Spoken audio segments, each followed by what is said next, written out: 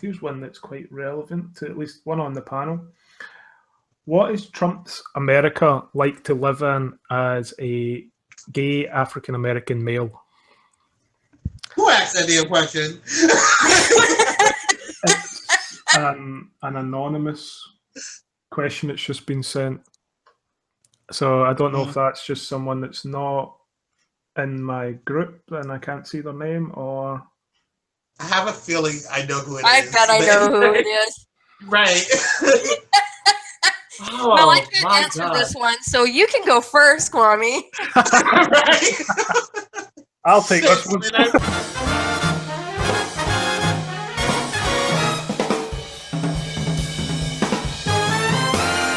Kleenex? Yes, I do. Right. Oh, yeah. I'm alive.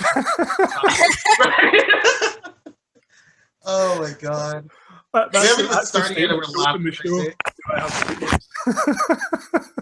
Oh, you bugger.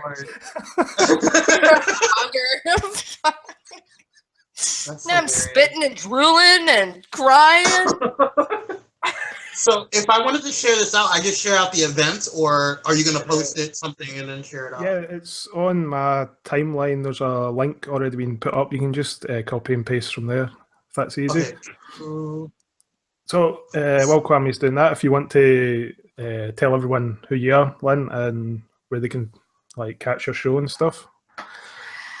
Well, I'm the other half of Grit and Grace, so I'm gonna totally promote that. And my partner should be watching. CJ should be in the house. And we have this awesome show, Grit and Grace TV. You can find us on Facebook. And we have great conversations, the conversations that people are afraid to have. So that's basically what we talk about. And we came off a month of talking about relationships, a lot of sex. So we kind of got a little sexed out. And happens to the best of us. Yeah. And we're going to delve into some other things. We've got coming up this week, we're going to talk about feminism. So that's one of those hot topics. So, yeah, and come and check us out. Join the conversation. That's why we do the show, because we want to talk about – CJ and I don't have a problem talking about whatever. And so – but some people do.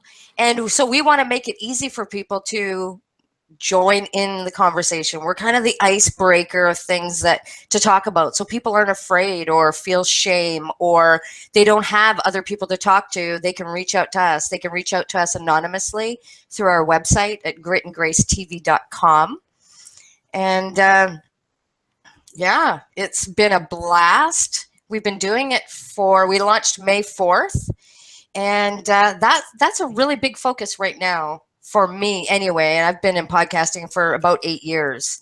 So I've done a lot of different things and a lot of different types of shows and own networks. And so, but this is the most fun thing ever, Grit and Grace. And this is like my highlight of guesting, because I've been nervous for ages, telling CJ, going, oh my God, I don't know why he'd want me on the show. And this show is so nasty and I don't know what I'm going to say. So here I am. And Kwame, if you can introduce yourself. Hello, my name is Kwame. I am one half of Blaze Entertainment, also one half of I'd Rather Not podcast, as well as the managing producer of Pyro Media Network. Yes, I am a busy man. So I actually am here via Blaze Entertainment. Shout out to my co-host, Miss Free. Our podcast basically, and actually Drew is on it, so shout out to Drew again. Thanks for having us on. And our show basically kind of is we're very, what's the word? Controversial. We talk very sternly about the Black experience and just being Black within the United States and just in America in general. And so we kind of speak from that aspect, and just me as a African American LGBTQ guy, and then Miss Free being a Black woman. cisgender women, and just kind of like we both just kind of vent. It actually started out with just both of us just kind of talking crap about just our everyday week or our weekly kind of crap that we're going through at work, or just in our everyday lives, and then it turned into this pop culture, really focused on speaking from our experience and just kind of getting our voices out there. So yeah, that's Blaze of the Sandwich. You can see why they got this pasty white Scottish guy on, can't you? We're inclusive. We are inclusive.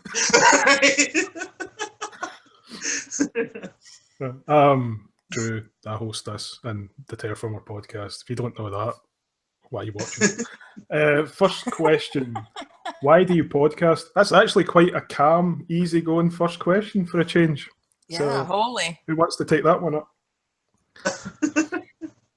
Yeah, I'm shocked at the tameness of that question. Holy cow. Right? Why? I'll jump in. Why do I podcast? Because if I didn't, I don't know what I would do with myself. I started as not even really specifically to podcast, and I didn't realize how much it would grab a hold of me. And 8 years later, here I am doing it. And I'm just, I've always been better at talking. I used to be teased for talking a lot, and I used to get kicked out of class for talking a lot, and standing up for people. And I'm just so much better at expressing myself talking, and it's immediate. It's immediate. It's now. And I just want to say it now, and I want people to hear it now.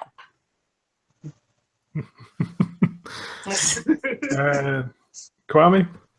Yes. I just keep seeing those googly eyes just below your head. It's like you got a pet on your lap. And that's where I keep looking, is just below you. Sleeping.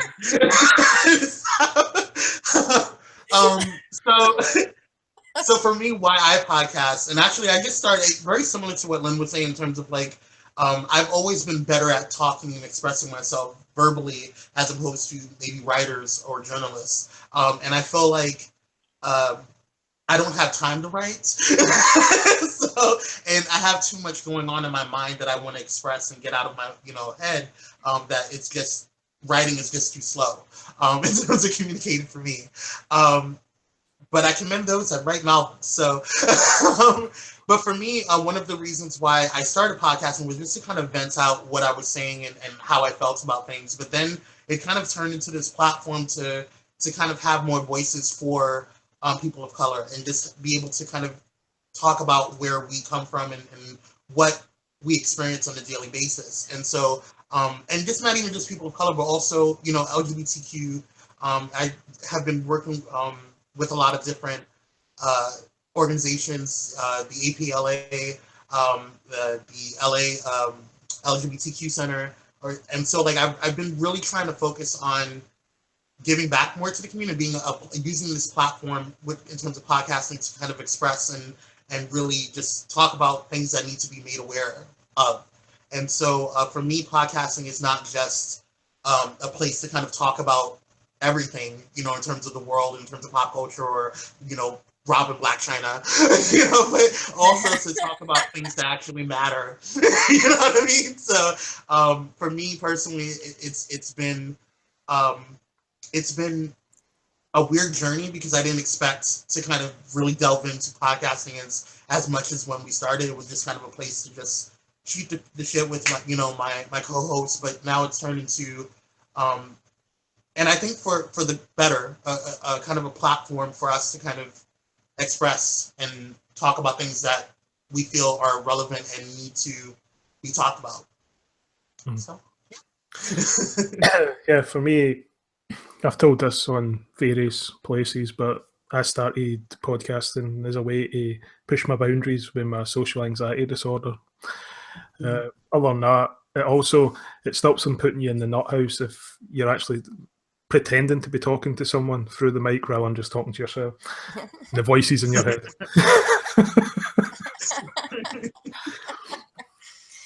Yeah, definitely. Definitely. You know, but I'll funny? talk wherever I am. Right? Do you talk to yourself? Do you talk to yourself? I talk to myself all the time. Yeah. Like all I talk the to time. myself, but I stopped talking to myself out loud because people found it weird. So like, I just kind of have a conversation in my head, and yeah, that's how that goes. Well, good for you for being able to stop. I still do it, and I'll do it shopping. You think I had an invisible friend shopping with me? Wow, this looks good. Yeah, I don't know about that, though. No, maybe we won't get that. And I've had people look at me and think, why are you looking at me? And then I think, shit, I think I was talking to myself out loud. That's hilarious. It's got to come out. It's just got to come out. So this is perfect. I usually argue with myself. Well, I've done that too. And then get completely worked up over it. And it's like, I'm both sides of this conversation. Why am I getting worked up? Not surprised. Good Lord. Oh my God. Yes. Here's I'm not alone. Yeah. Slightly more iffy question. How do you keep your composure if you know a guest on your show is talking absolute shite and lying? For me, I don't. I usually call them on it. So, what about you guys? What? Yeah. Okay. Linda, you want to go first? You know what? That's only ever happened once, and I told them what I thought. I mean, nicely. I didn't boot them off the show and tell them where to go, but I definitely told them what I thought. But that only ever happened once in all the different shows and years, and yeah. Thank God. That's happened to me a bunch. That's never happened to me. And I think it's because I feel like the people who we interview on our show, well, at least for Blaze Entertainment, the people who we bring on for the spotlight interviews, they're talking about themselves, and they're talking. It's a way for us to kind of put a spotlight onto them. And so I think that if they're going to talk crap and lie about what they're doing, it's going to come back onto them. But we do kind of pre-vet the people that we invite onto the show. So I've never really had that experience where somebody was lying about, because we research, and when I say we research, we might as well be the damn CIA when it comes to the guests that we bring on the show, because I feel like your credibility is kind of on the line. So that's really weird. That's a new question. I've never been asked that question before. I usually in the words of Miss Free, I would say we don't invite fake ass people on our show. I usually just end up offending them. That's just the way it goes. I offend people. I offend people when they come on and they're nice guests. It's just part of the course. You're gifted that way, Jero. Yeah. I'm very special.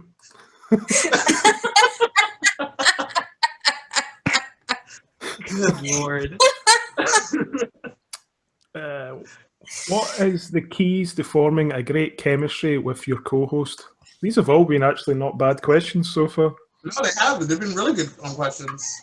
Linda, you want to go first? Ladies first? You know, I don't even, I don't know, you know, I can only speak, okay, co-host. Working with CJ on Grit and Grace is the first, okay, no, that's a lie.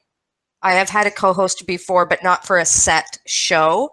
And that was kind of painful, and I won't say her name. And, but with CJ, I don't know, just completely effortless. And I don't know if it's because we have the same views on things. I don't know if, I don't know what it is, but I know it clicks and I know it works well. And we have the same vision for what we want to do. Our ways of approaching things are very similar. We don't have a problem with, being controversial. I mean, he has way less problem being controversial than I do. So, you know, that's that whole raw and real thing. So he's been a great inspiration for me to step out a little bit more with some of the topics that we've done. So that's been awesome. I don't know what the key to great chemistry is. I think you have it or you don't. You feel it. And I think you can only do so much, but there'll always be something there that's missing. And you're going to know it. You're going to feel it when it's right. And that's one thing that we've gotten so much feedback on is, wow, you guys have such great chemistry. And it was like, oh, wow, thanks. That's great. And then we would hear it again and we hear it again. And that's the word people were using. And it was like, then you start going, okay, so what does that mean? Like, like I never really thought about it. I thought, wow, this is great to work with someone that's creative. This feels awesome. I can't wait to do the show on Thursday. And it just feels so right. So I can't say what it's a feeling. You just know. And if it doesn't work, you have to, cut the ties. It just doesn't work. So I don't think there is. I don't think there's a key to make it work, to get it where it's just superb, where it just is so bang on strong. I have to piggyback onto what Lynn's saying. That, I mean, you either have it or you don't. I think it is important, when kind of like that stuff should not be forced. You know what I mean? Like, and I think I've seen a lot or heard a lot of podcasts who kind of force it. And it just, you can hear it. You can hear the lack of cohesion. You can hear the lack of camaraderie between them. And so like it's hard for me personally. I don't know what that is because I have such great chemistry with my partner, with when it comes to, my partner Miss Free, when it comes to like how we think and how the show is going to be run and different ideas. And we're a phenomenal balance with each other because she knows when to check me and I know when to check her on things. And so more often than not, she's checking me. But a lot of the times, like, she's a great balance when it comes to keeping me, grounded and keeping me focused on task and not going above and beyond or not doing more than I should prior to when it needs to be done. So I think that, to kind of circle back, I don't think that there's a word or an explanation or, it's just something that you just know. It's one of those things where you can hear it, like with Lynn and CJ, like it's clear, I'm saying, that they work really well together. When it comes to Miss Free and myself, it's clear that we work really well together, and the success of the shows prove that. So I think that, I'm always the type of person that, you never know, because you have people that, come from completely opposite backgrounds or come from similar backgrounds and still don't work, or come from completely opposite backgrounds and work really well. Or, so you don't know until you see the fruits of the labor. And so I always look at podcasts and see, well, how is this panning out for them? How do you feel at the end of the show after watching them or at listening to them and seeing how you felt? Did they work? Did it seem like it was forced? And I think that, you just know. And I think the audience just knows as well. So yeah, that's the proof in the pudding right there. The audience feels it. If it's painful to watch, it's painful. It's like, and there's somewhere I've seen where it's like, it's painful. Like you're like gripping your chair, like watching them going, why are you continuing this insanity? Like stop. Or even when you listen to some of them, it's like, ugh, girl, you want to stop? I'm sorry. And I don't know, do you think it's like the man-woman thing that gives the balance? I don't know. Like, is it the male-female? Is it I don't know. Honestly, I don't think so, because I've heard some podcasts where it was two guys. They sound amazing together. They just have a great click. And then I've heard the same thing with like multiple, like Between Us Girls podcasts. That's true. Amazing. Shout out to them. They're an amazing podcast, and they have a great chemistry with each other. So, like, and then you wouldn't notice, like, sometimes because they bicker with each other sometimes, but that's what makes them work. You know what I'm saying? Like, they offset each other on different things, and so I think, I don't know, you can just tell. You can. Yeah, you can tell. Yeah, for sure. Yeah, I don't co-host any shows. There's a reason. But You and your voice that you talk to. I just co-host with myself, which just sounds wrong. That sounds like I'm saying something else there, which you should imply. Needs to be a laundry room. Probably so. I would say the His little friend. Yep. You live in house. One with the ego boost there, you and your little friend. I would say if you were putting it into having people on a show like this, week in, week out, I always find to get good chemistry going, you do some banter beforehand, it gets people laughing, and then you start the show with them laughing, and it tends to continue. Unless you have a person on that's just not funny or doesn't have a good sense of humour, then you're kind of screwed. Yeah, right. A show I would call out for having really good chemistry is, I don't know if you've listened to it, is the More Gooder Than podcast. Those three guys, where they review, they do three randomly linked movies, and they each pitch why one's more gooder than the other. They have really, really good chemistry, but I think the reason for it is because they're such good friends. So that can help. Although I did one of these between my buddies, and we probably didn't have that great a chemistry on the show.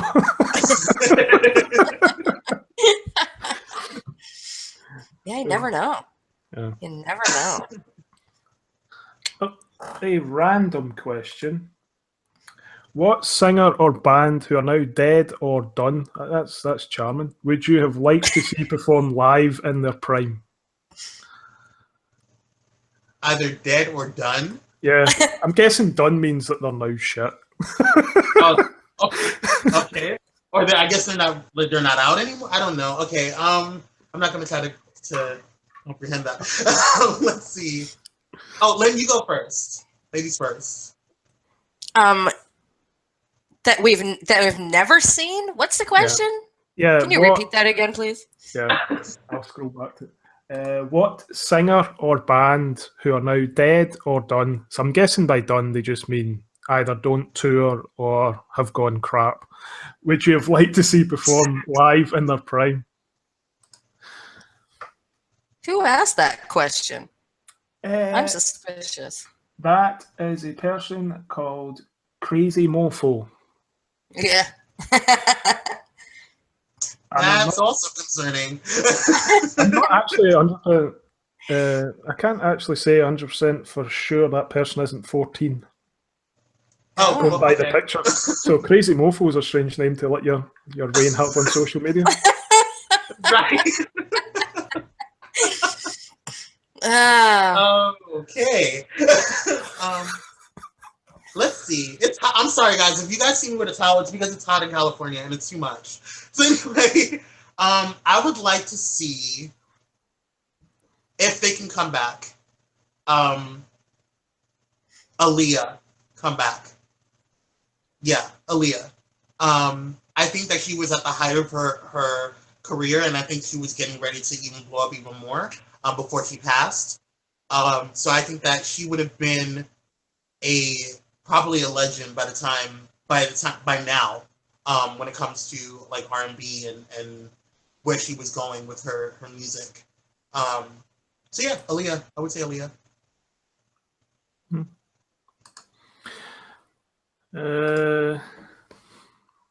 For me, don't know. Probably I would just pick someone that had a reputation for being really good live or something like that. So maybe a Sinatra or an Elvis or someone that I would actually enjoy the music of, like Prince. Well, yes. Someone like that. Yes. Okay. So I was going to say Prince, but let me Oh, tell you why I didn't say Prince. Oh, no. Hold on. You can't be Prince now. You said your answer. No, I was going to say Prince, but the question was who was dead or done, and what was at the height of their career. Yeah. Prince was already a legend. He was already a musical prodigy. Okay, so I feel like there's nobody that can. I mean, once you hit that level of like fandom and fame and just musicality, like I just feel like you have already made a name for yourself. There's no need. You can come in and out, back and forth when it comes to like fame and spotlight as much as you want. He passed away. He's still in the spotlight. He is Prince. So. That is right, and there will be no other. That is my answer, and I am sticking to it. There will never be another Prince. No, there will never be another Prince. There will never be another Michael Jackson. There will never be another Beatles. There will never be another so many legends. Yeah. But like you said, Drew, too, if I had to go way back, like somebody that I've never seen, because I think that's sort of like the question that was asked. I saw Prince in concert, but to go way back to an era that's good is like the Frank Sinatra, the Sammy Davis Jr., you know, those boys. That era is just, there's a class and a mystique about that time that is just, I love that. So that would be a choice for me of someone I've never seen. Long before my time.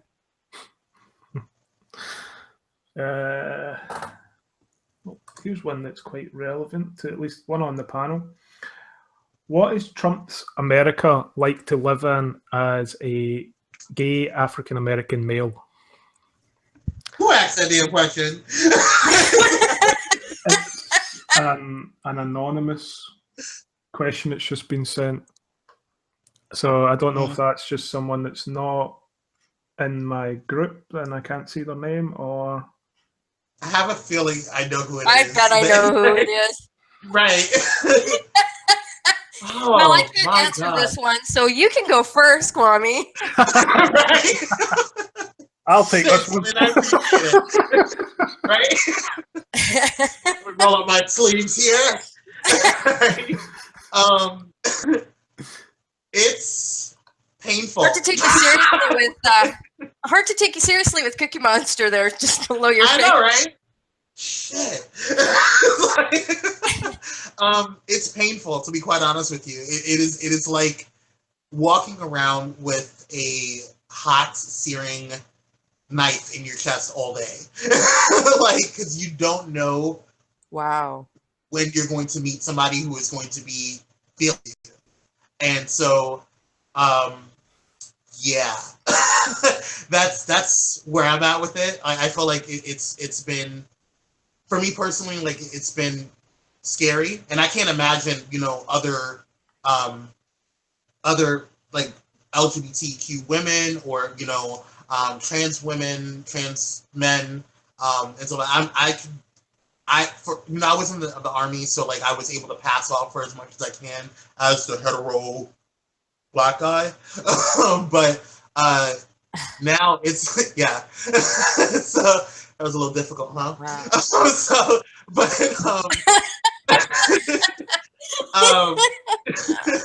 I think now it's just, you know, especially being more aware of what's going on, you know, in regards to you know, how I is that CJ? Oh my God! What's going on, everybody? Was this the surprise that we had? Yeah. Good Lord. Ripka, what's going on, brother? What's up? Hey, I just heard that question about being a black gay man in America with Donald Trump, and I wanted to say I'm actually an expert on this topic. Oh, yeah. You're just I'm an expert on this topic. I'm an expert on this topic because, well, I went to a pride party last week and I saw everything that I needed to see to become an expert. So, well, I'm enlightened. Please, you know, inquire minds want to know. Hey, I'm not going to expand on that.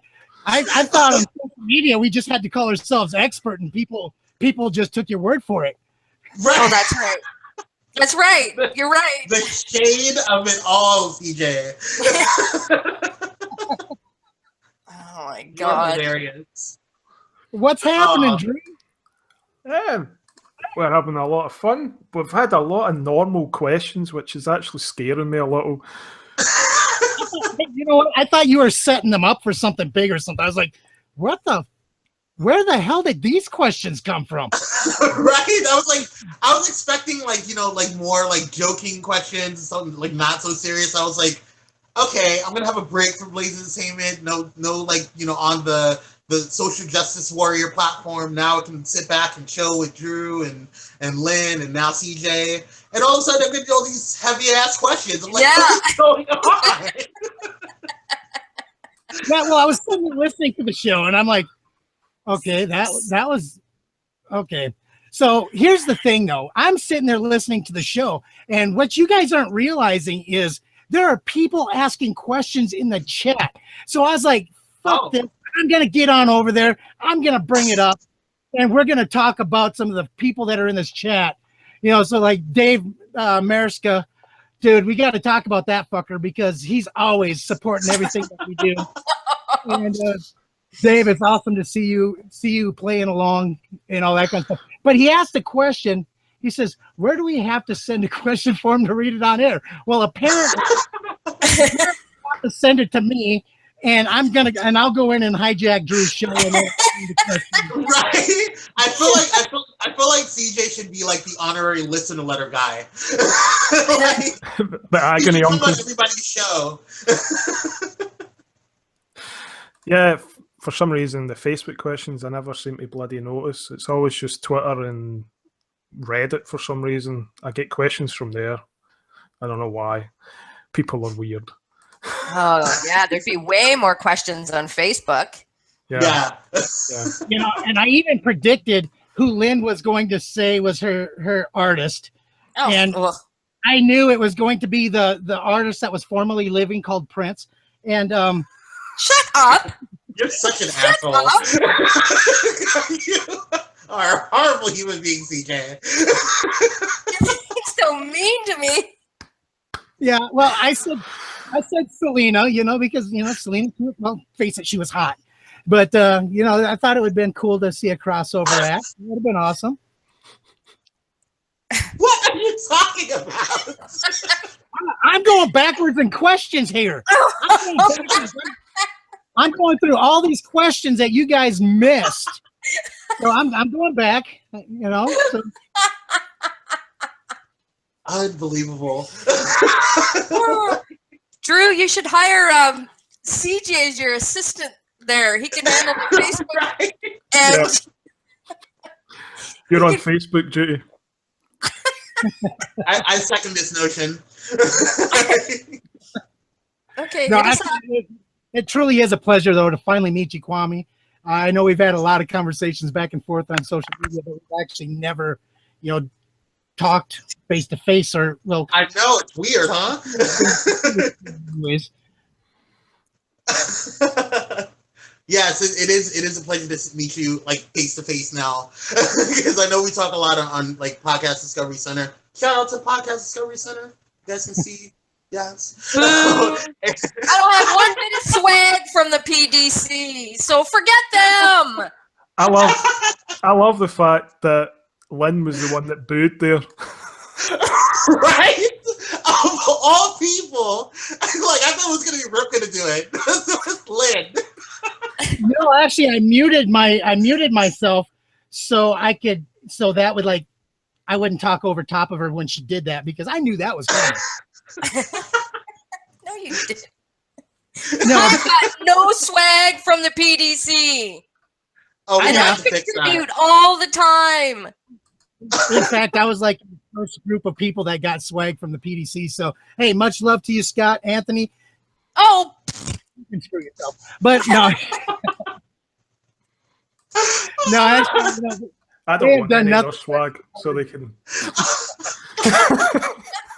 yeah, they've done nothing but support everything that I've done. So I have got nothing bad to say about those two guys. yeah, Those they two have guys. been very supportive. Yes, absolutely. good people. Anthony, Scott, like tons of people in there. Dave and Drew and like Andre, Cole and yeah, Andre. Like the many. super spammer. He knows I love him though.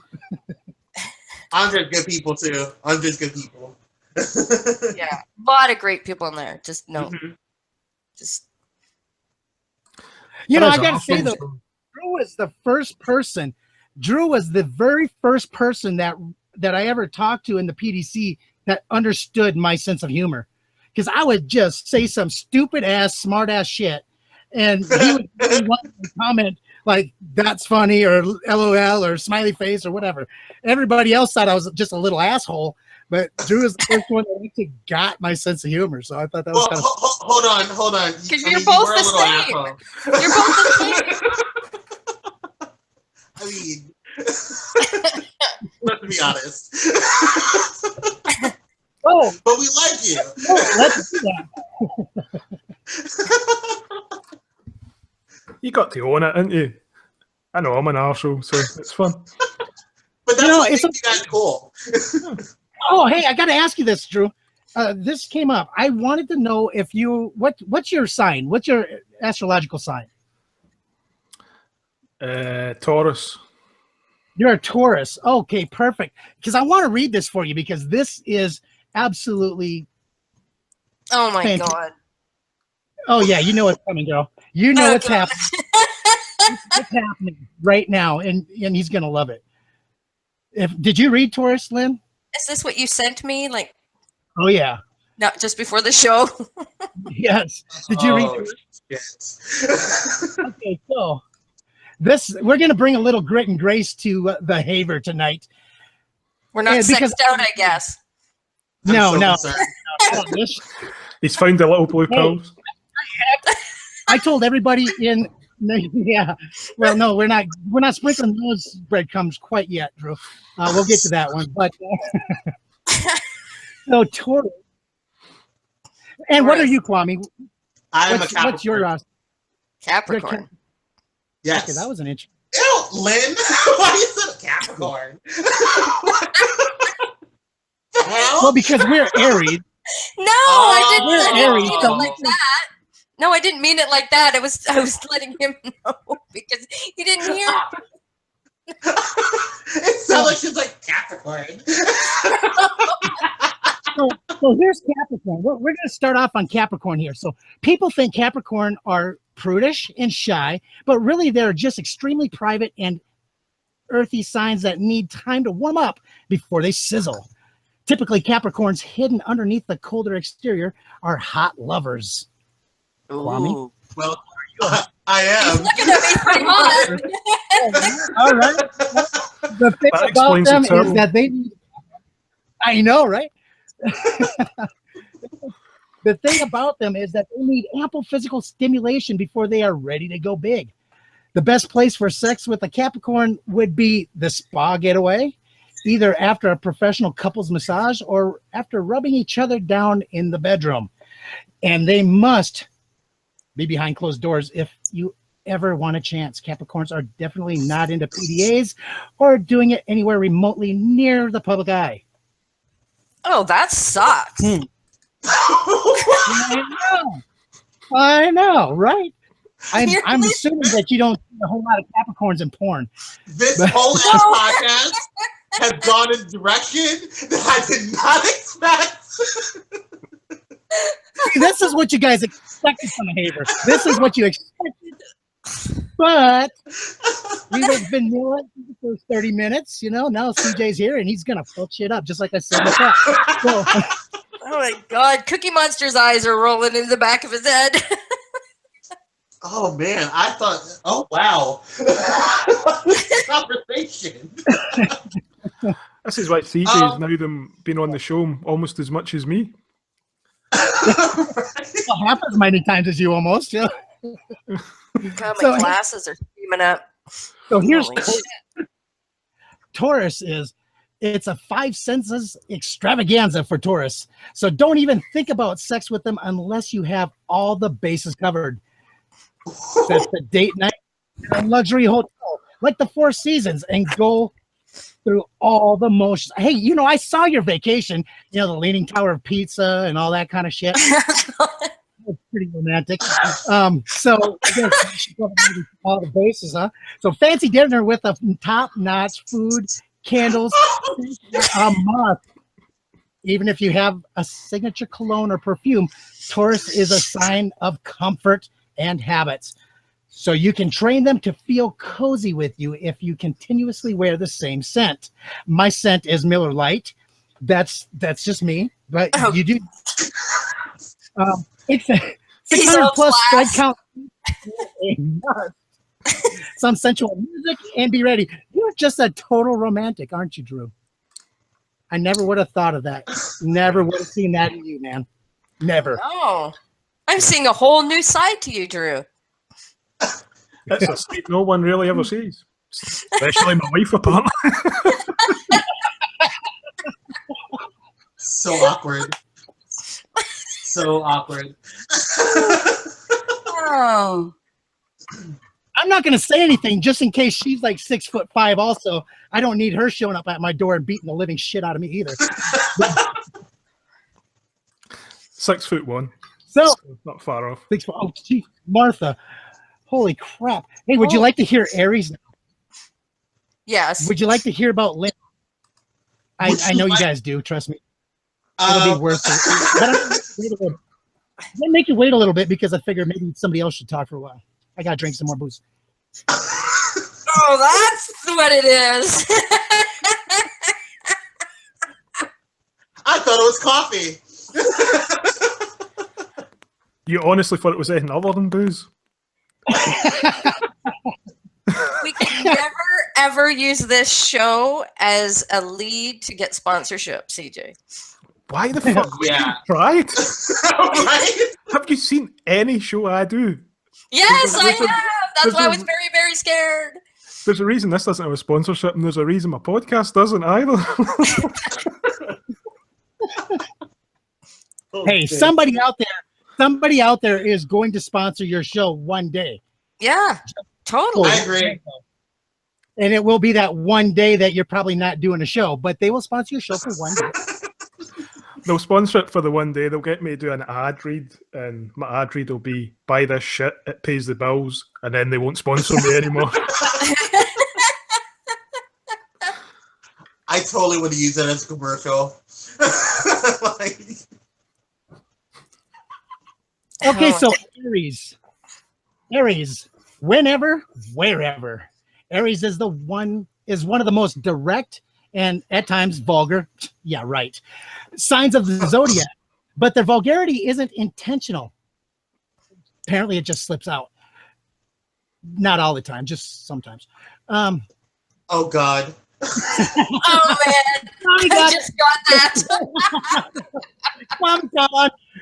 It's a byproduct of their desire to move quickly and impulsively. When it comes to sex, it needs to be whenever and wherever the mood strikes. Aries are known for having very strong but also short-lived sex drive. That's bullshit. Yeah. A 5 or 10 minute quickie out in public, like sneaking into one of the private bathrooms. Not the private bathrooms. Behind the building is fine. The private bathrooms at the movie theater after catching a film in the movie theater, probably. Yeah. And banging it out there in the moment will totally turn an Aries on. Hey, I'll be honest with you. I once was driving past the cemetery. I looked over. She was ready. We stopped, pulled over behind one of the headstones. CJ, stop, Oh, CJ. Over here. What? Sorry. In the actual fuck. Hey, if that makes you feel any better, I got it in the ass that night. A bunch of fucking mosquitoes set in the ass. So, this conversation. We will get no Way left. grace viewers.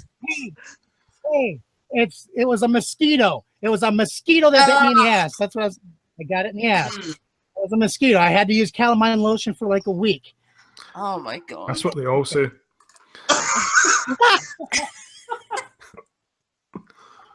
Oh, I set you up, Drew, and you knocked it out of the post. Yes. Oh my lord. Any other questions there, CJ? Yeah. Can we check this out again? No, I don't have any further questions, Your Honor. I have a bunch. I'm trying to scroll through the ones that are appropriate. Well, do we Okay, so- really need to be concerned about that? Right. Why don't we go back to I think that went out the window like 5 minutes ago. Like, 5 minutes ago? You don't even realize I've been here for 15 minutes already. Holy. Here's one that's a bit. Oh, let's see what the comments are saying over here on YouTube while he's twisting off on his questions. Were you nervous about coming on a show with this asshat hosting with a live mic? I think people would have been nervous if they knew Chris was coming on. yeah. Thanks for not telling me, Drew. You know what's funny is Dave just commented over in YouTube. He says, I walk away for 2 minutes and now Rip is on. Was this the surprise? Uh-huh. No, actually the surprise was supposed to be he actually had a Sibian coming on the show and somebody was going to write that.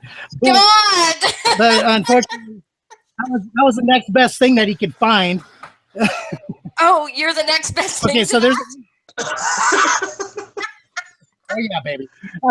No, actually, there's an inside joke there, and that was that I was hoping I was going to be able to do that. That's a pun in itself there. Oh hell yeah! I'm the king of unintentional puns. Good Lord. Oh, fuck. Carry on. I'm waiting. Right. There you go. Worst and best podcast you have heard recently? Some of the time that's Raw the and Real. show. Yeah, Raw and Real, and probably Raw and Real. Just saying. Fuck. Wait, this other than the podcast that we have, or like what's the question? Other than the one I was on with you. Kwame's answer: anything CJ Ripka's on. Sure. Like, good Lord. I thought you were going to have a good show tonight. They can't say worst. We can't say that. I can't. Yes, yeah, I'm not can. going to say worst. No, I'm not going there. No. I'm not going there. I will say a couple of ones that I've heard recently that I enjoyed a lot. I won't say best or worst because I do have a spectrum of different podcasts that I listen to, and so in all fairness and to protect the brand, Yeah. And because Cookie Monster says so. and because Cookie Monster says so, that should be my nickname. Anyway, the last one that I heard that I really enjoyed is called Getting Grown Podcast, and that's on I believe the Loudspeakers Network. They're just really down to earth chicks and just really hilarious and kind of really real about like everything that's going on in their lives. So it's very similar to what Miss Free and I talk about. However, they are more focused on I guess the female perspective. So yeah, enjoy them a lot. Yeah, Maybe? I can't say worse. I can't say a worst. I won't. No.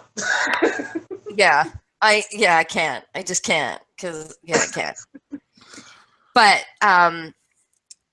yeah, there's a lot of good ones out there. But to be honest, I don't listen to a lot. I don't have a lot of time because I listen to some. I'm listening to other people's shows that I help them launch. So I spend a lot of time doing that, and so I don't actually have a lot of time. But that one, I just lost my train of thought. Oh, Between Us Girls, I do like that one. Yes. And I do like Andre's show, and Yes, the electric radio show. yeah, I do. Oh, like. yeah, sure. Spam it for him, Kwame. Spam it.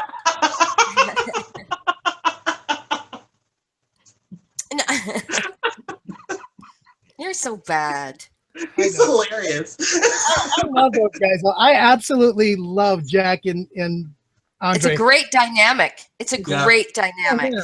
And then you throw in Sacred Owl and what's that girl's name? I don't know. I can't remember. She's not important. But I'm just kidding. I just don't remember her name. And she's awesome. I'm terrible. Not remembering her name. You've been there before, haven't you, mate? No, well, CJ's never going on that show. Oh no, they'll never have me on their show. Right. So bad. They're afraid something like this would happen. So bad. Drew's the only one that's got the balls to actually ask me to come on his show anymore. Hey, I asked you to come on my show, sir. You did? Yeah, the last time we talked. Yeah, but are you sure you want him on? That's a different question. Well, before tonight I did. No, I respect CJ. He's good people. He is, yeah. He needs these outlets like this, because with just grit and grace, he can't. Right? He needs to expand. He's just a force that just needs to let it rip. Gotta let him go play sometimes. So you're seriously not going to talk about the worst podcast that you've listened to? No, I'm not. No. Why would you do? Why?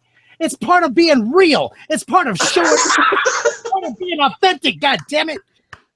I can be authentic without naming. Right. So and I will say this: I won't say the name, but I'll say why I didn't like it, and I'm not going to give any clues as to why I didn't like this particular show. Oh, that's good. There you go. I'm going to say the name if I know it. Oh, Drew. I'm almost sure you don't know it, Drew. I'm almost positive. You're such an ass.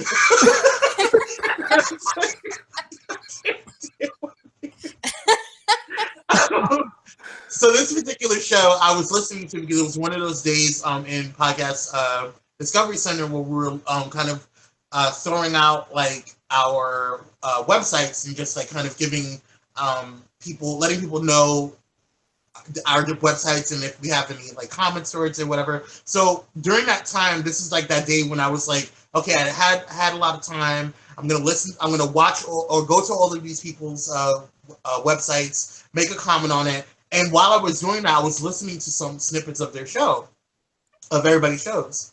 Well, this particular podcast that I listened to, although the website was gorgeous and was awesome, whatever, the show was just blatantly racist. Like, it was just out and out racist. And I was just like, are you fucking kidding me? Like, it wasn't even, you can't even hide it. You can't even, like, cover it up with a little racism. You know what I mean? Like, you came out straight out with the hoods out, and it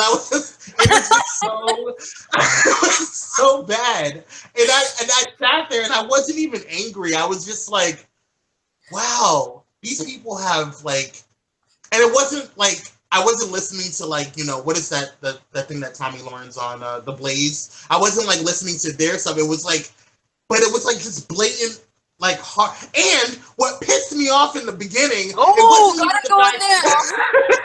Yeah, it wasn't even because the blatant racism happened like later on, like as I was listening. But it was just the sheer misogyny.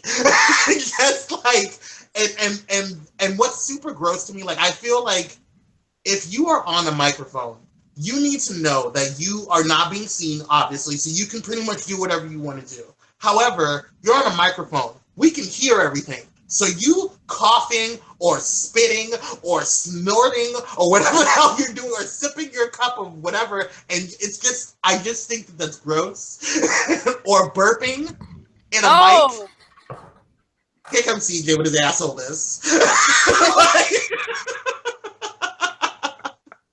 as a clear example. I appreciate you, you know, being the representation for what I'm talking about. I was just trying to give audio cues for the audio crowd, you know. And I appreciate it.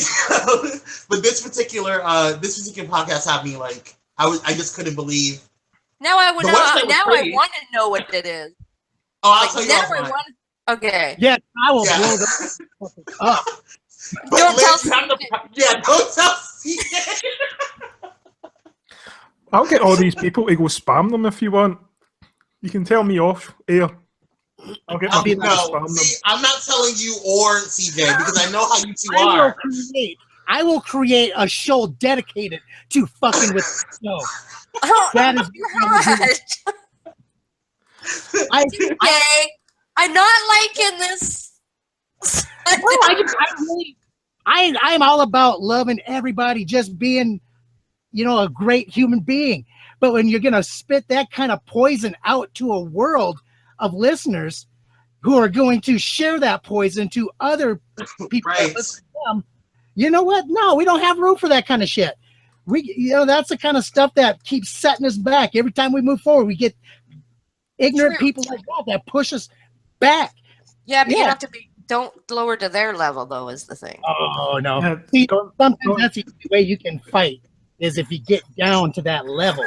Oh, okay. Don't lower to them Okay, level, Trump. CJ. What we'll do is we'll set up a podcast where every episode is we review that show, and we'll be very nice about it, just like we can. Like you and I can. Only you and I can. Yeah. Oh, I'm so concerned. Better So- wipe your brow You know there. what? Right, and I can see this happening, and this is totally great and fine. I see this becoming a podcast. What it can be is Drew and CJ can talk mad shit about the particular podcast, and then me and Lynn will come through and be like, "Hey, We're sorry for their action.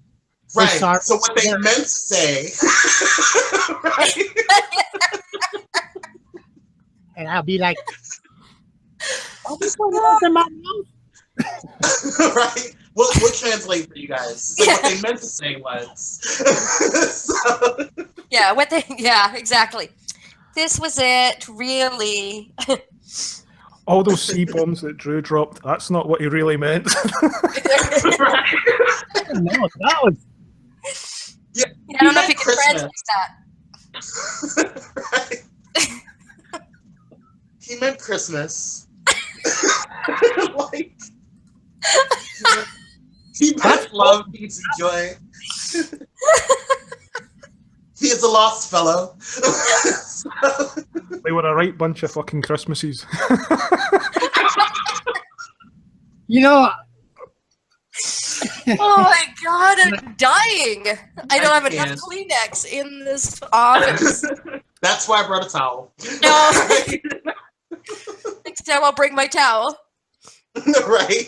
Ugh. Hey, do you guys listen to podcasts like on cycles though? Because like when I get into a podcast, I'll listen to like that podcast like every day for like a month, and then I'll just get burnt out on it. So then I'll go to a different one, and then eventually I'll come back around and try to catch up to from where I left off. No. You guys, Mhm. or you just follow? No. I listen to it weekly, so it just depends on whatever's new for that week. I'll go in because I've tried that before. I've tried listening to like that's actually how I got into podcasts. Miss Free introduced me to one of our favorite podcasts, and I just listened to them all the way through until we decided that we wanted to do a podcast ourselves. And I had to stop listening to them after a while because it was too much. Like I was always hearing them, like I was listening to it. It was like binge watching Game of Thrones. You know, like you're in it. Like, I can do that. I can watch Game of Thrones like from season 1 to the end in a weekend. It wouldn't bother me. That's just the kind of person I am. in a weekend. Whoa, how do you do that? Oh, yeah. 6 o'clock in the morning, and I don't stop. I just go episode after episode. My wife brings me a Gatorade bottle to pee in, and I'm good. No, she doesn't do that. She doesn't do that. That is not, God. No, I That that don't. makes me go. No, but Yeah. no, I do like I binge listen to them like so like Andre is always asking me, "Hey, did you listen to this episode?" I'm like, "No, it's not Saturday yet. I haven't listened to it." And the reason why I only listen to it on Saturdays is because that's the day I mow my lawn, and that is the only show that I have found on the podcatcher I go to is Podcast Republic. For some reason, the audio level is pretty low on a lot of shows, but their show is so damn loud. I actually got to turn it down. And so I listen to it when I'm mowing the lawn because it's the only one I can really hear. And so I'll listen to 2 or 3 of their shows, and then I won't listen to it for like 2 or 3 weeks. And then Andre's blowing me up. Hey, are you listening to my show? But and I'm honest with him. I say, yeah, I'm listening to your show. 3 weeks ago. Right. Just I not can say- currently. There is only actually one that I do listen to regularly, and that's She Podcasts.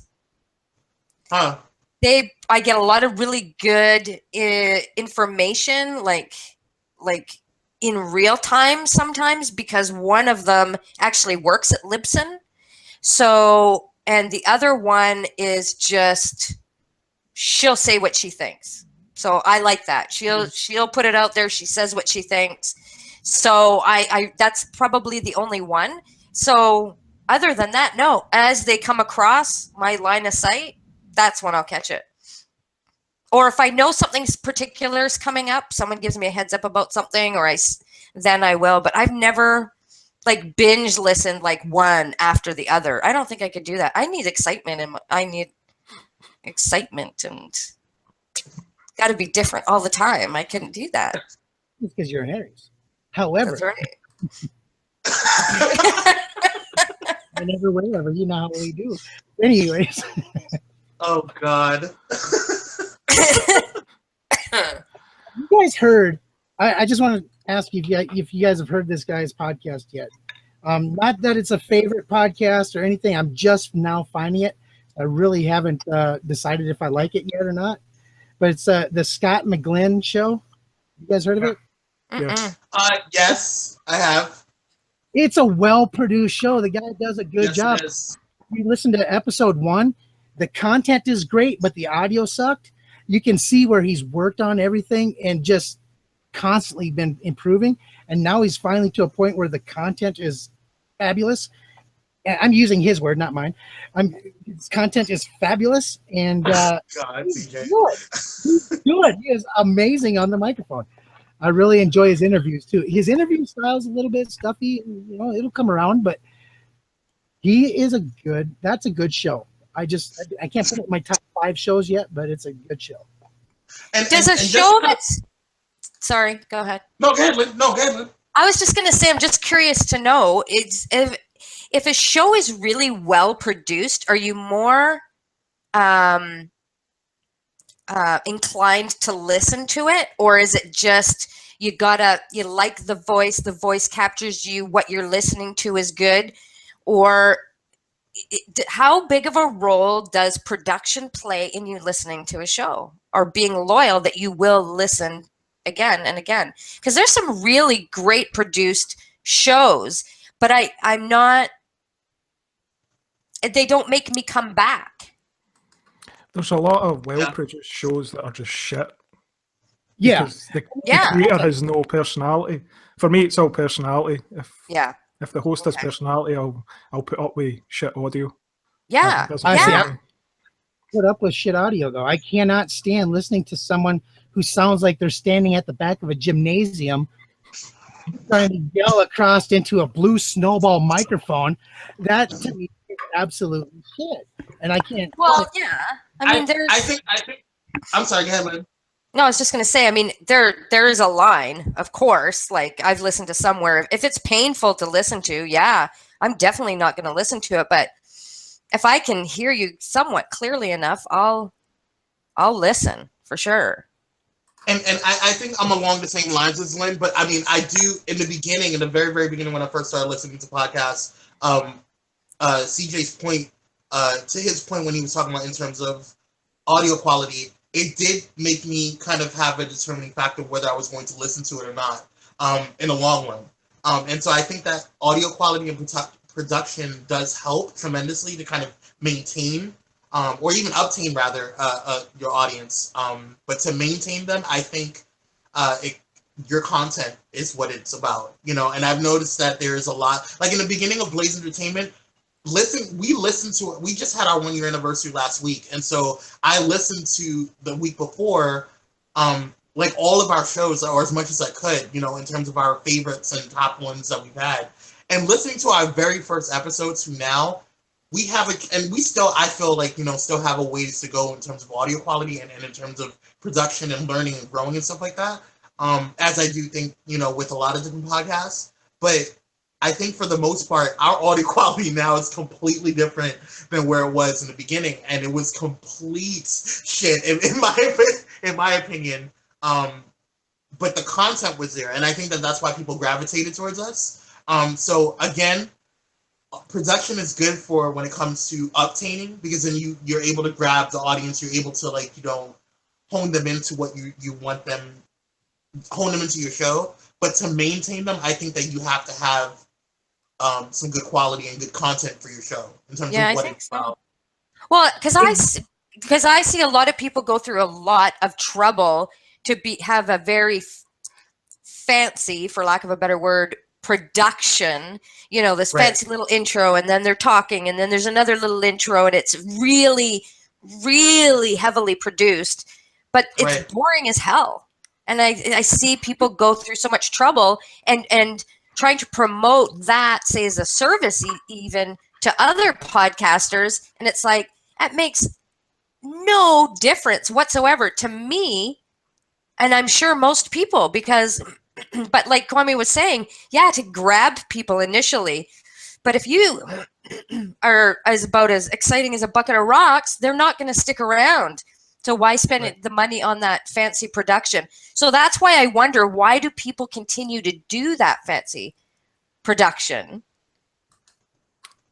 Because they have no personalities. That's all they've got. They got to compensate. It all comes out of imitation of radio. They grew up listening to radio and everything like that, and that radio is going to be the gold standard. Podcasting will never replace terrestrial radio. It just won't ever happen. And as long as terrestrial radio is the gold standard, podcasters are going to continuously try to emulate that sound. They're going to try to be as professional as them, or at least seem as professional as them. I mean, hell, that is the reason why I'm sitting here with a freaking mixing board and a goddamn $300 microphone I don't use anymore. But I went out and bought all that crap because radio was my gold standard. That's where I learned how to do everything. That's what I was going to emulate. And that's fine, really. I mean, that's fine. It's just for those people that say are good and want to get into it, if they feel that they're not able to match up to that standard, so to speak, if they're hearing podcasts like that, and there's people out there who should be out there sharing their voice, and may never start because they're so intimidated. Right. It's hard enough to really, you know, educating people is the big thing in it. And yeah, so anyway, so there's, for anybody who's listening, watching, can go, look at, here's like there's 4 of us, right? Mm-hmm. 1, 2, 3. Yes. I haven't That are saying that, you know what? It's you. It's who you are. Be you. It's not, you don't have to be fancy. So don't stall. Don't wait. Like, and just to add on to what Chris was saying, I don't think that, yes, you know, podcasting will never replace terrestrial radio, but I do think that there is this whole evolution of how people intake and consume media. You know, when it came to, you know, YouTube, a lot of people were not like into it before, you know, and then it was this huge rush of YouTubers and all these different things, and now it's like, you know, a big deal. And then now streaming is coming into play, you know. When it comes, I think that there's always going to be something better, I guess, or not. Let me not say better. Another alternative, you know, when it comes to how people consume. I don't know if it's alternative. I think it's progression is what you're going for, because everything goes in a progression. We went from, you know, radio to television, from television to internet to, you know, we have our podcasts, and then, you know, blogs and all that stuff. And you're right. I mean, people are going to consume. They're going to consume media in the easiest form for them. Some people, right, their easiest form. Other people, it's the computer. Other people, it's the television. But they're going to consume media in its easiest form for them. So to be in all places at all times, it's next to impossible, but it's happening. You can watch Facebook Live sitting on your couch in your living room now on your television. Right. So, you know, but that's the thing. That's the thing, CJ. And I think that's where, you know, you can't do that with radio. You know, you can only go to, you know, an actual radio to listen to those things. But with our phones, like literally 99.9% of everyone has a phone. You know what I'm saying? So, or have the cell phone or some type of mobile device. And whether it be a tablet, whether it be a laptop, whether it be a cell phone, that's giving them access to podcasts and other streaming type things like YouTube videos and things of that nature. So I think that, yes, radio is going to forever be here because it's our most basic platform and how we kind of where we emulate from, like you said. And I think that's something that podcasters, which is why a lot of podcasters who are kind of growing really fast and who are doing, you know, who are successful in it, the ones that tend to not go too much towards the radio side is the ones that I see are becoming a little more successful because they're not doing that same thing that has always been the quote unquote standard. And so they're doing something different. And I think that's where, you know, what Lynn was talking about in terms of, well, it's not always about the production. And about the production side of the house. And yes, you want to be as clear and sound as good as possible, but you know, there's a lot of phenomenal people who I think that have great personalities and that should have podcasts or to have some type of media outlet so they can say what they need to say, but they won't or can't because they don't have $5 million in, you know, podcasting equipment. Yeah, exactly. You know what I mean? Thank God I had $4 million because I wouldn't have been able to do.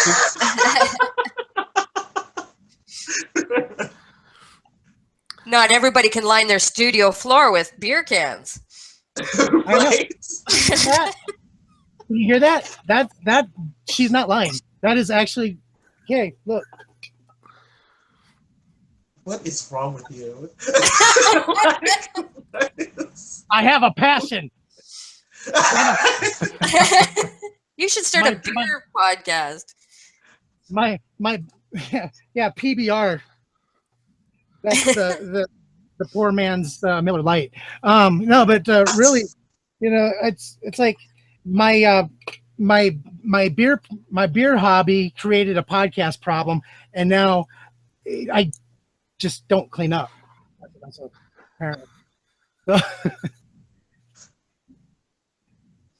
What a guy. Hello? Oh, I thought I lost you there. Yeah, you did. I muted myself because I didn't want to cough because I didn't want your sensitive ears to be, oh my God. I'm just, I got to pee. You know, here's the one thing you'll learn about me.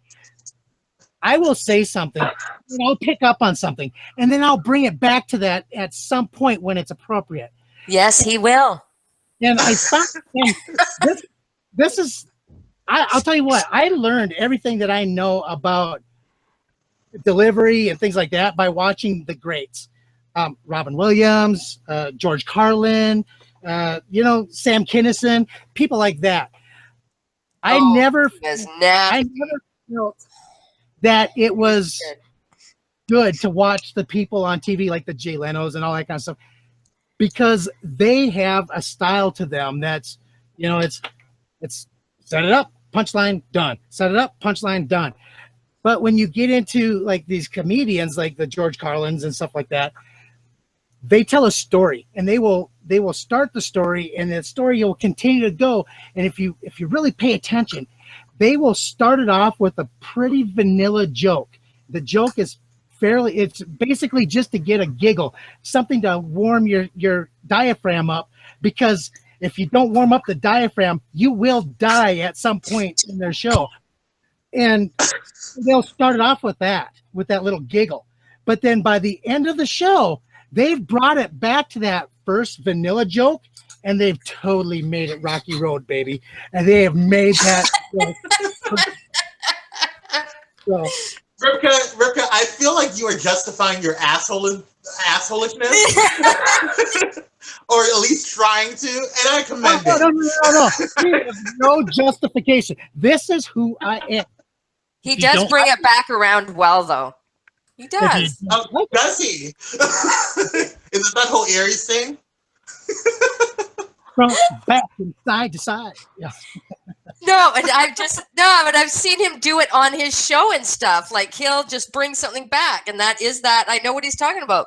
You've totally forgotten what that thing was, and then bam, in your face, he brought it back. So, well, Kwame has to bounce. So, can you tell everyone where they can find you online? So yes, you can find me. My personal Twitter account is Cyrus11. That's SYRIS. You can also find everything Blaze Entertainment at entertheblaze.com. All of our social media handles are that way. Enter the Blaze at Facebook and Twitter, all that stuff. And I'm also on I'd Rather Not podcast, so you can also go to I'd Rather Not pod.com. And then if for all things Pirate Media Network, go to piratmedianetwork.com as well. Check out all of our other shows on the network, and we're also getting some new shows, which this is the first time that I've mentioned that outside of public. I shouldn't have said that out loud. Oh, hey, don't worry. Exclusive. So yes, the Haver has an exclusive. We have some new shows coming out on Pirate Media Network and or joining Pirate Media Network within the next couple of weeks. So stay tuned. Awesome. Well, it's been great having you on the show. Yeah, it's Thanks great for having meeting you, me. Kwame. Yes, Hey, it was a pleasure meeting you. We need to do more. Yeah. And all joking aside, Kwame, man, I had nothing but love and respect for your brother. Everything I you do appreciate is that. absolutely amazing. So keep it up, man. Just keep plugging away and keep it up, man. Yeah. Love you guys. You guys are awesome. Thank you guys so much for having me. Yeah. Bye. Later. Bye. Bye. Oh my gosh. Funny guy. Yeah. Oh my God. Yeah. You know, he's absolutely a fantastic guy.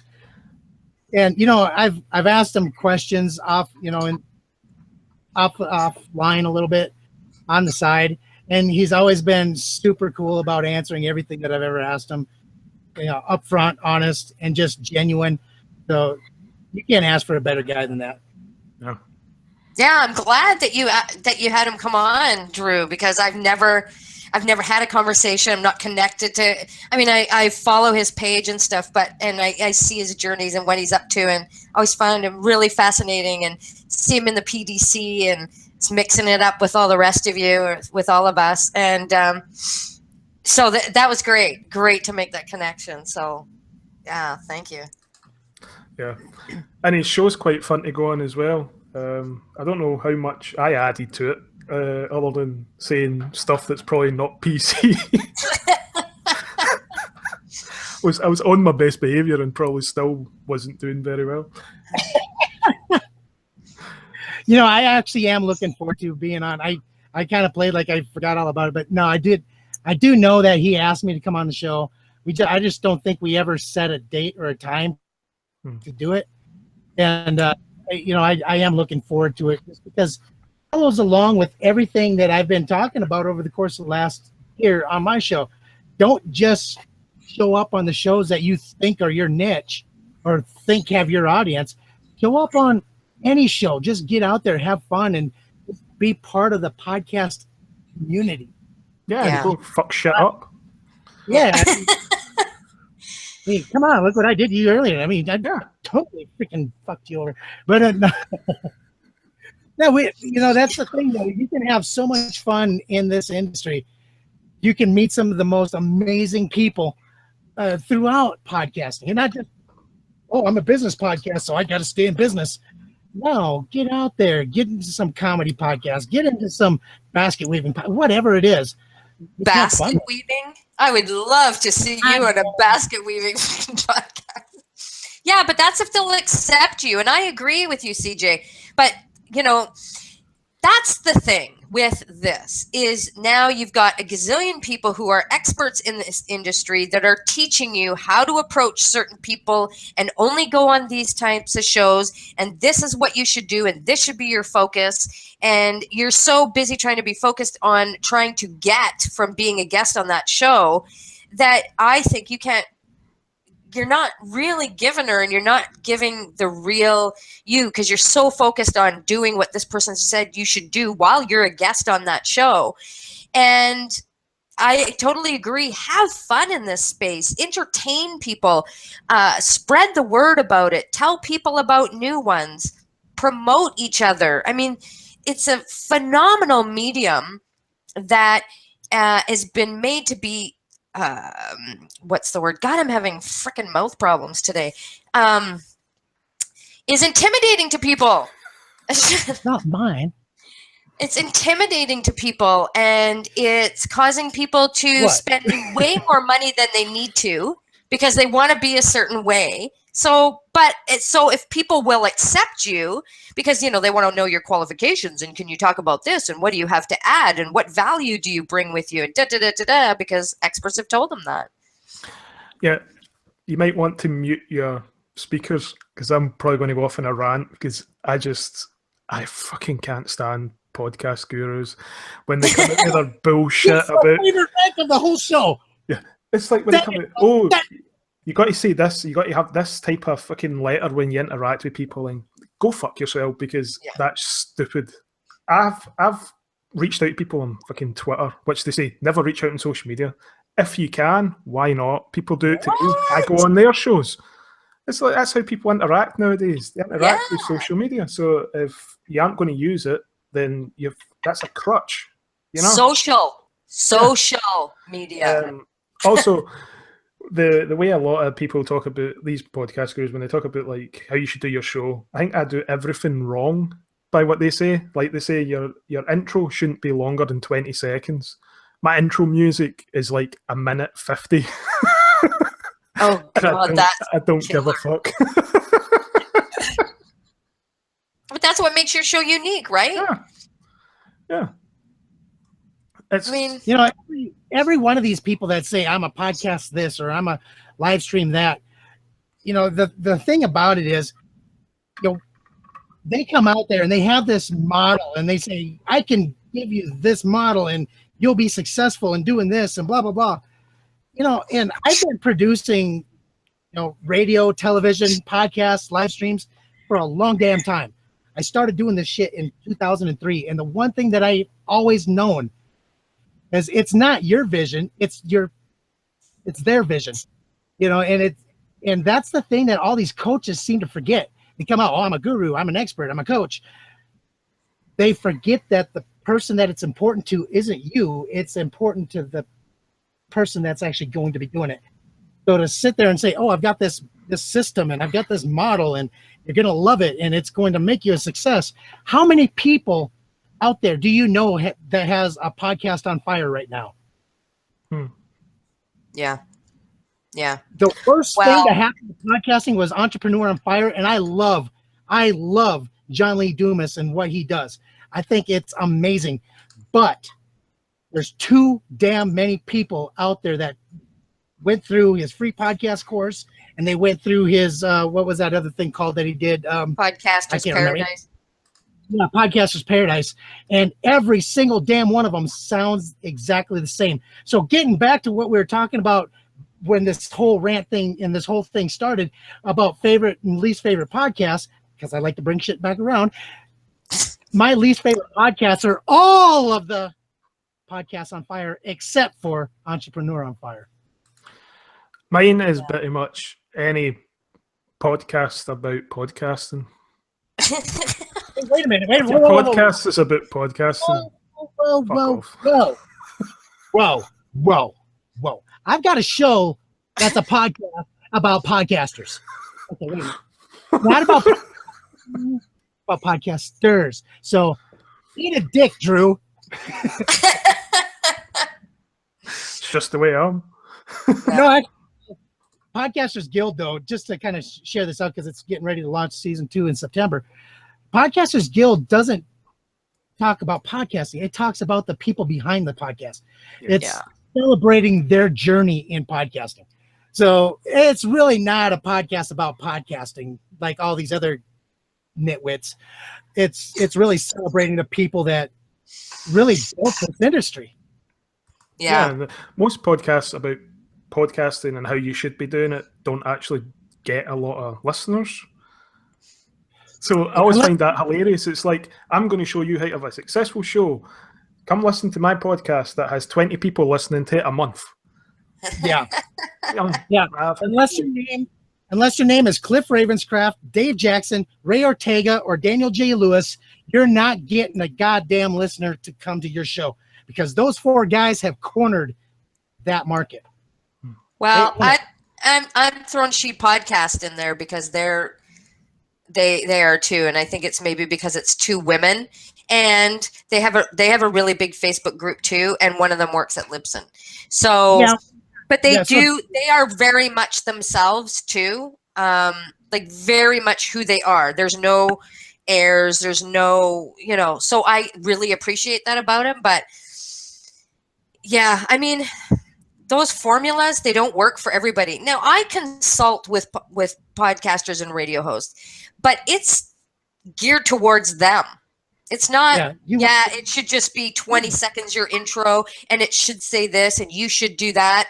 It's totally dependent on that person. And people will ask me questions, and I'm like, but I don't know. I'd have to know, like, I'd have to talk to you and see what you're like, and maybe that doesn't suit you, and maybe it should be way off the rails, and maybe it, so yeah, I don't like that formulaic thing that's come about now, or 6 months, a year into podcasting, and they're suddenly experts and they've got courses, and it's like, please, like, and how about you stop talking and stop calling your podcast a radio show, because that really freaking grinds my gears. Kind of like calling a live stream TV. Yeah. Totally on her own show. But it is closer because you're watching something. A podcast it's not live as it's happening. That's all what radio is. Yeah. So we just turned this into a podcast about podcasting, and we did. The one last thing we're going to leave you is break the fucking rules, folks. Yes. Don't listen to all. Just go out and have fun. Yeah, do it's what like you want. they all say don't curse on your show, and the first thing on the start of all my episodes it says you're listening to a Scottish horror podcast which contains a Scottish guy swearing. If that offends you, then you're a fucking racist. That's how I open every show. I love that intro. I think that is freaking awesome. Yeah. You're sweating again, eh, CJ? Oh my God. God. A towel like Kwame. Kwame has a towel. Yeah, that's a black thing. They're smart like that. They're smart like that. They're smart like that. Yeah. I'm a straight white boy living in Trump's America. He's getting stabbed in the chest. I'm getting stabbed in the back. Oh my God. At least he can see it coming.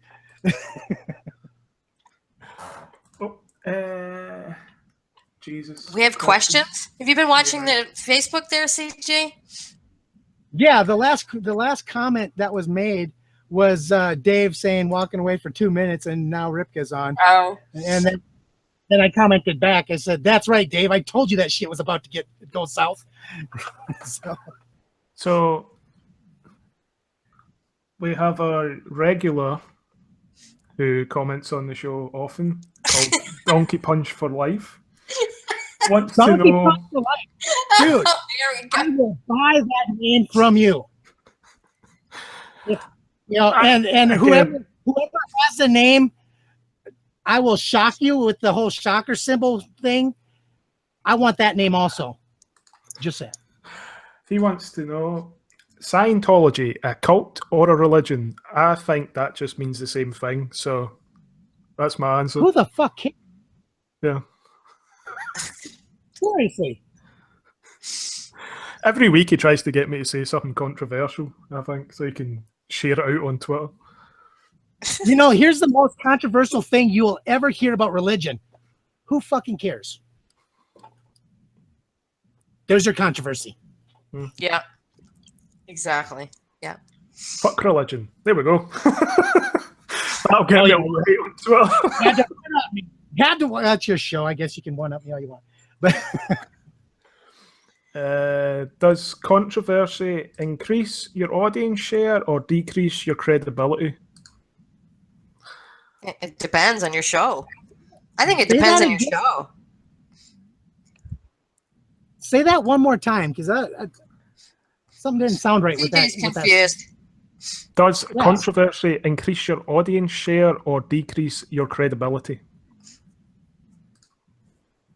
Well, that's kind of wow. It's not an or question. No. It's trying to be confusing.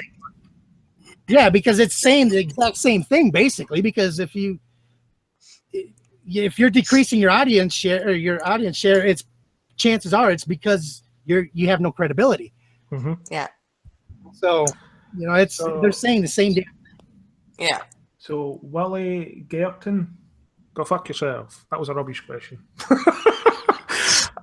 These people. But we love you, buddy. We love you, buddy.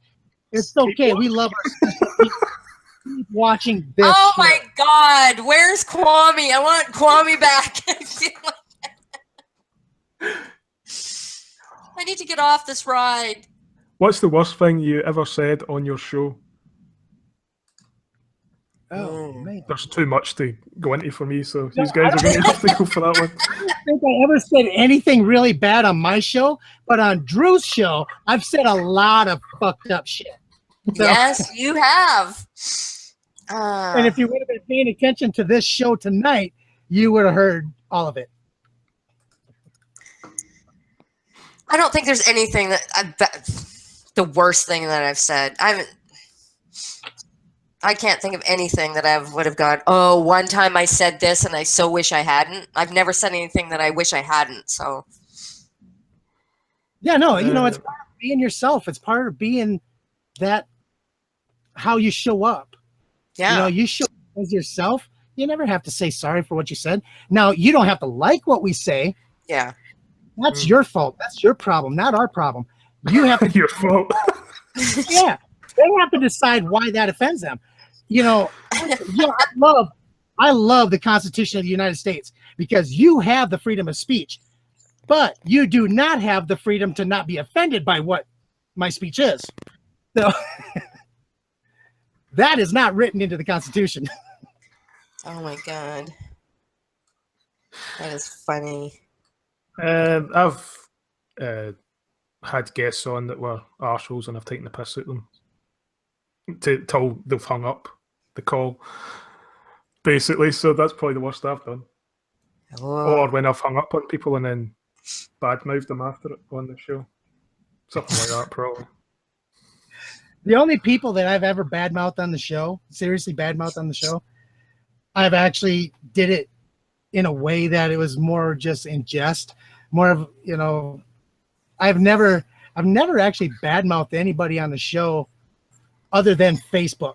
I put out a rant about Facebook one time, and I'm not sorry about that, Facebook. I'm not. And I'm on YouTube, so right now I'm safe. But yeah, I went off on Facebook once, and it was, I think the episode was called Fuck Facebook. And I was pissed. They literally took my show down because they said I had copyrighted material in my show, which was all royalty-free music that I had actually bought and paid for because I paid for this bulk library of royalty-free music. So they came and said that, oh, there's royalty-free or there's copyrighted content in your show. We took it down. Oh, I was pissed. Oh. Oh, yeah. I know somebody who keeps getting their stuff taken off all the time, their videos. And no reason given. Hmm. It's You know, whack. here's the secret to these things. Don't have anything playing in the background that may be music on the radio or anything like that. Don't ever have the radio playing when you're trying to do a live stream. Yeah. That will get you taken off. Don't be wearing shirts that have significant brands that like to sue people, i.e. Nike. Don't wear a Nike shirt. Some of those other big companies like, what was that one? Affliction. Affliction was suing people.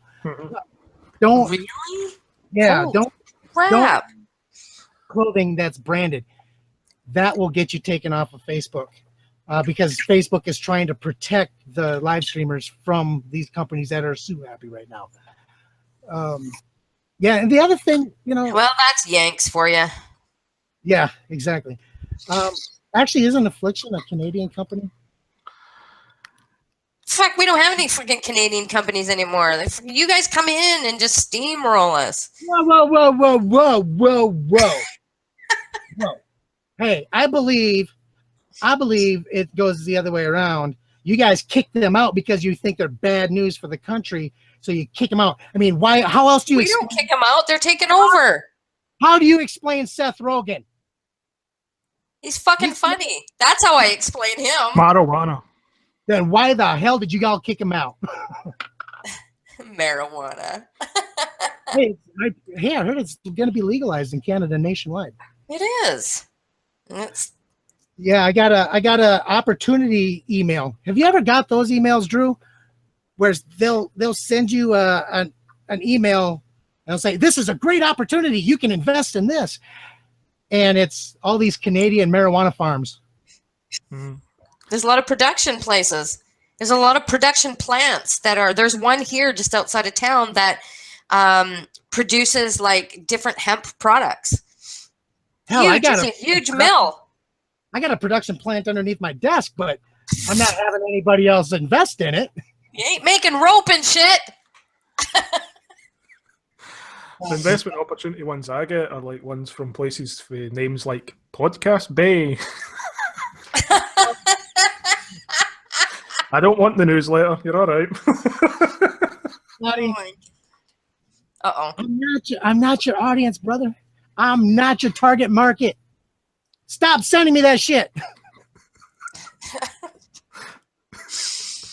I love you, though. I do. In a not homophobic kind of way, I would hug you. I would embrace you.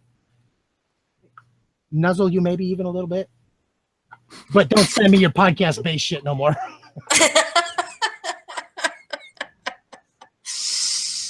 Oh, Lordy.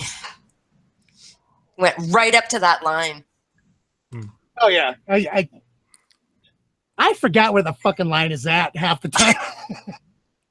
If I actually go up to a line, it's not because I know it's the line.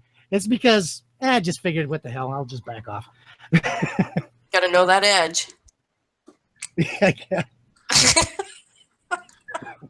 What have you learned about yourself from podcasting? I can't pronounce that person's name to give them credit for that question.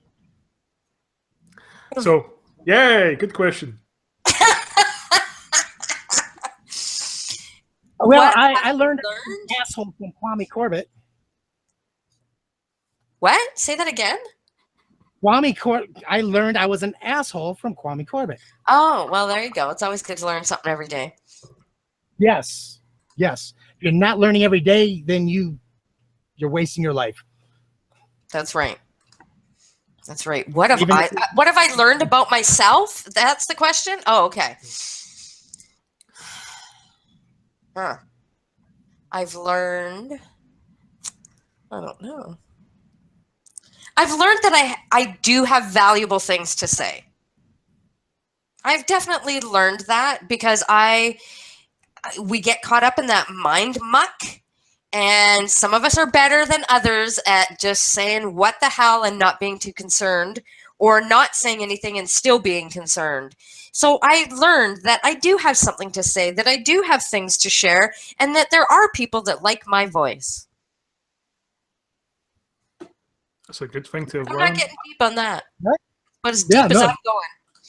It's a bit of a airy-fairy question for me, so I'll just say Yeah. what I've learned is I shouldn't be podcasting because I tend to say stuff that shouldn't ever be said. So that's what I've learned. I still I'm gonna how to pronounce that name. I'm gonna take this a little bit deep too, because that's why me and Lynn, we connected, is because we can take it to those levels. We can be fun, funny, and fruitful, and then at the same time we can back it off and be deep and thoughtful. So when I first started my podcast, it was to help me with my PTSD. I was sharing my message, my story out to people, and they would support me and they would help me find some of the triggers that maybe I was missing. And it was kind of a therapy for me. And then as I kind of got going and people started saying, hey, you're kind of good at this. I'm always learning how to be better, but they'd say, hey, you're kind of good at this. You should do it more often. And then I created another show and another show. Then I decided, well, I really like creating shows. I mean, hell, I think I've had like 7 or 8 different shows. Yeah, me too. But each time I created a show, I learned something new about where I could take myself. Because not every show you show up. I mean, you don't have to be a barking chihuahua and have high energy all the time. And you don't have to sound like that guy that is delivering that message that the world's biggest disaster just happened. So by doing all these different shows, I've really learned how to kind of craft my story and how to, pace my show out and how to kind of create a cadence that people will kind of come to and listen to. So that's really what I learned from doing my shows. Very good. Told you I was going to go deep. Really? So deep. To the bottom of the tuna can. Yeah, we brought it back there again. Hey, there's no depth to how shallow I can be. If a movie was made based on your lives, oh, for fuck's sake, who would direct it, star in it, and write the goddamn thing? Well, for me, Drew Carson would write it, and because he's the only one that could probably write for this twisted, fucked up shit that's in this head. And it would probably be Charlie Sheen. Charlie Sheen could probably more accurately play my life out. So, yeah. Mostly because his life kind of paralleled mine for quite a few years. So, the drugs, the alcohol. Have you got tiger blood as well? But, I never used a belt around the neck. Thought about it. Pills seemed like a better option for me at that time. My wife took away my belt and my shoelaces, so I went with pills. No, but for real though, I lived a pretty fucked up, crazy life for a long time. This is actually me being normal. Sorry, guys. Sorry to disappoint you. Oh, Lord. Wow. Well, we'll take you normal. You're good normal. Hey, did you guys see on Facebook, I discovered the secret of life? Nope. Have fun? Yeah, kind of, yeah. Don't take yourself so freaking serious. That's it. Yes, I did see that. Yeah. Yes, don't take yourself so seriously. Have fun. Laugh. Oh my God. I Let cannot. go of the petty shit. I cannot stand seeing all these freaking pity me posts on freaking Facebook these days. They're so vague. They leave all the important information out, like what the fuck is wrong with you. So they just leave something there to get you wondering what the fuck is wrong with you. And now you got like 100 damn posts on your freaking little poor me thing. Why? And then you still don't tell us what the fuck's wrong with you. Stop doing that shit. Yeah, it's kind of frustrating for for the people seeing it that comment. But I think that's the people that are posting it are like, they're needing that bit of connection, that little bit of, I don't know, affirmation that they matter. I think that's what it is. I know it's frustrating for the rest or of them. they're just being attention-seeking whores. And some of that too. Yeah. Yeah, you know how to be an attention-seeking whore and not sound like a bitch? Start a fucking podcast. Perfect answer. Yes. Or a podcast group. Or a podcast group.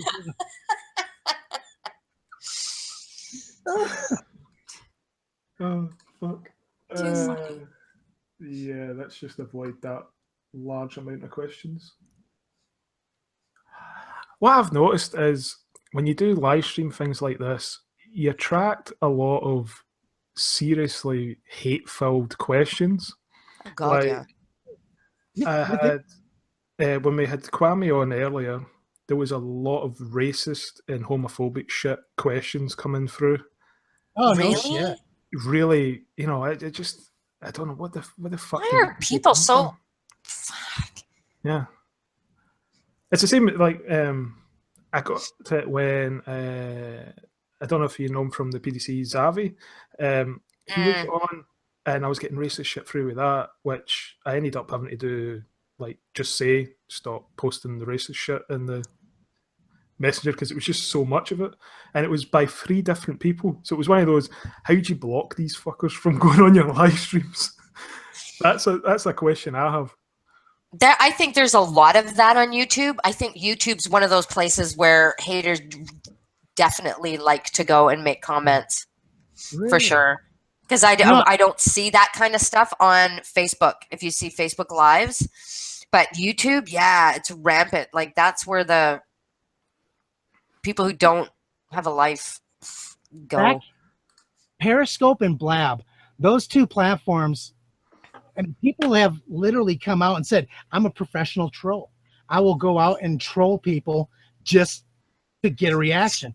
You know, and on Blab, I never really experienced it so much on Periscope because I really didn't grow that following all that well. But on Blab, I had a pretty decent following, and I would get some of these people to come on. So what I would do is I would invite them to come sit down in the seat. If they had the balls to come and sit down in the seat, I would go one-on-one with them, and we would just basically verbally beat the shit out of each other. A verbal UFC. Yeah, but you know, here's the thing that was so funny about that. It created a show. So that was one of my shows, is Come Troll Me. And that was one of my biggest shows on Blab. I would get anywhere from, 80 to 200 people watching that show at that time it was live. Holy shit. Well, I didn't know you then. And to be honest with you, that show was so much fun. That's how I met people like Ricky Prime. Ricky Prime had a fantastic show. But when he wasn't doing his own show, he would go out and shut the lights off and cover, blur out his face, and he would go and troll people. Problem is the guy's from New Zealand, so you can tell who he is just by the accent. He's the only one that was from New Zealand that kind of had a good following. So, and you knew when he came in a room because like 400 other people would come in the room with him. So, like, oh yeah, Ricky's here. All right, what's up, prime time? Come on, let's do this. Get in the seat. I don't mind that if you're going to be funny and creative with it. It's those that are just so hate-filled and say things that are just so nasty and brutal, just meant to kick them in the nards. Like, that kind of stuff is totally uncalled for. But if you're going to be funny, creative, and poke a little bit of fun, I'm all for that. But some of the shit I read, it's like, oh my God, what kind of pain are you living in that you can just spew that kind of stuff? That's crazy. I can honestly say I've never experienced that on any show I've ever been on or done. I haven't either. One time when I first started 8 years ago, when I started doing this, I started on Blog Talk Radio. Because I didn't know anything. I didn't even know about podcasting. and I was introduced to Blog Talk Radio. So that's where I started. And I got like a troller one time that called into the show. Oh my God, I never hung up so fast, but he had just enough time to say the most crudest sexual comment. And I think I had quite a proper person on my show at that time. Oh my God, that was brutal. But it was no, people will do that. They'll go around and they'll call into all those shows. And, you know, there you have it on your show because they're all recorded. You know, I just don't get. Yeah, there's a friend of mine who had started to do live streams. She was getting about 200 people watching them live, but she would get about over 100 comments, probably by the same 5 people typing it in repeatedly, but it was just constantly shows your tits, shows your tits. So she just stopped because she couldn't hack it. Yeah. All this crap coming up in the messages. Yeah, that's, and you know, and that's just someone then stopping something that they enjoy, and that, yeah, I hate that shit. God. So, word to all the racist fuckwits out there: stop watching my shows and fucking do something that actually excites you in life, so you're not just an arsehole. Because there's a difference between an arsehole like me and Chris. You know, we're arseholes, but we're friendly arseholes. What the hell is that? I thought he was that. I thought it was his butt plug though. This is my my poop emoji. Everybody should have a poop emoji. And best yet, it even farts. So Oh my God. See, that's harmless shit. Yeah, I'm a child. I'll admit it. I'll admit to being a child. But you know, it's everybody has to have something to hold on to, and poop emoji. so let's go out on a happy note. Where can people find you online, and what have you got coming up? We're going out on a poop emoji. Yeah. It sums up the show. Gee, thanks. You know, to be honest with you, I think this is probably one of the best shows that you guys have done. Oh my God, that's funny. Before I came on, it was the best show that you had done up to this point, I think.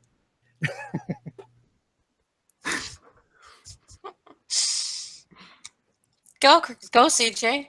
So you want me to tell them where they can find us?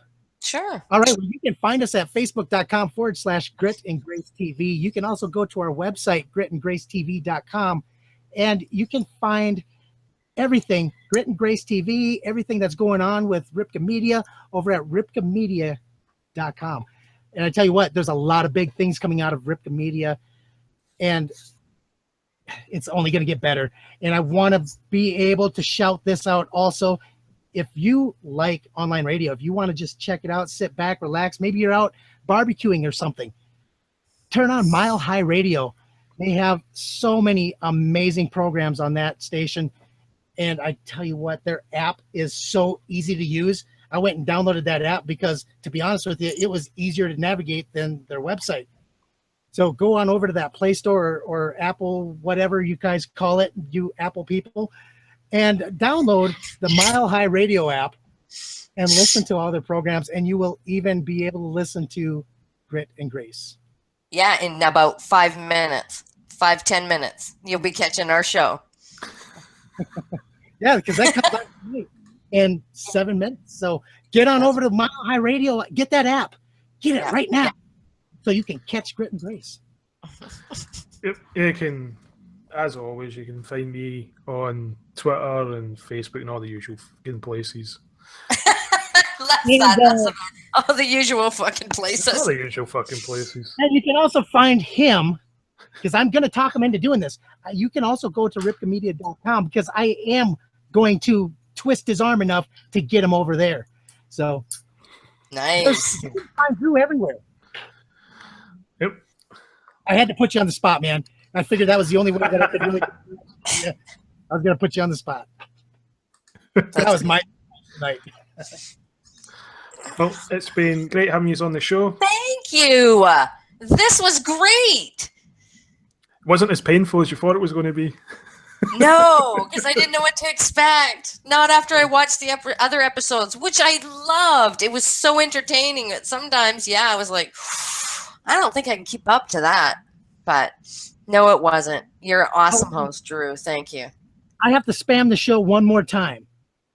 You can also find Drew next Saturday night at 9 Eastern, 6 Pacific on This Ain't My Show. It's going to be a great show. I've got such a great lineup. I've got Drew Carson coming on. I've got Dave Mariska coming on. I got, Ashley Sanders coming on. I've got, there's like 5 or 6 people that are going to be on the show now.